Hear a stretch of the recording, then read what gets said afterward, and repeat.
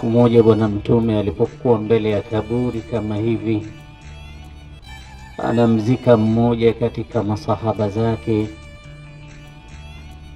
aliwaambia waliohudhuria kama hivi, limithli hadha fa'iddu, limithli hadha fa'iddu.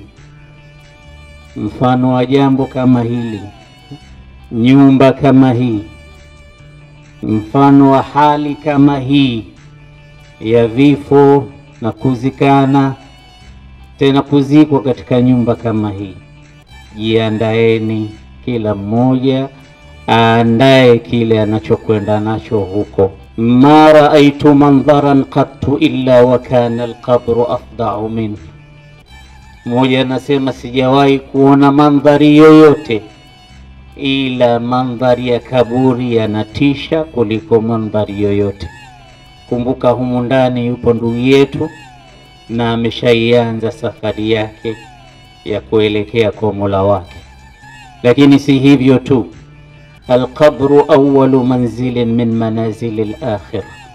Hii ndiyo nyumba ya mwanzo katika nyumba za akhira, wa huwa akhiru darin min manazili dunia, na ndiyo nyumba ya mwisho miongoni mwa nyumba za dunia.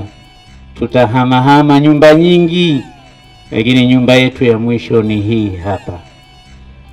Lakini huko tunakoelekea, kabla ya kwenda katika nyumba aliyoandaa Allah subhanahu wa ta'ala, pepo kwa wema na moto kwa wale watakaokaidi, hii ndiyo nyumba ya mwanzo. Mwenyezi Mungu aijalie nyumba hii iwe nyumba miongoni mwa nyumba za peponi, iwe bustani miongoni mwa bustani ya peponi kwa ndugu yetu ambaye yeye ametangulia na sisi tuko nyuma tunakuja. Lakini pia namaliza maneno mafupi kwa ushairi, ubaiti wa mmoja alivyosema, kullu bini untha, kila anayejijua kwamba amezaliwa na mwanamke, wa in talat salamatuhu, hata akiwa na umri mrefu kiasi gani, kullu bini untha wa in talat salamatuhu yawman ala alatin hadba manqulu, ipo siku atabebwa katika jeneza. Fa idha hamalta ila alquburi janazatan, utakapobeba siku moja jeneza kupeleka makaburini kama tulivyobeba jeneza la ndugu yetu, fa'lam annaka ba'daha mahmulu, tambua kwamba na wewe ipo siku yako ya kubebwa inakuja. Mwenyezi Mungu atujalie mwisho mwema. Mimi naitwa Bwana Ayubu Hamisi Chikwalu, umeelewa eh?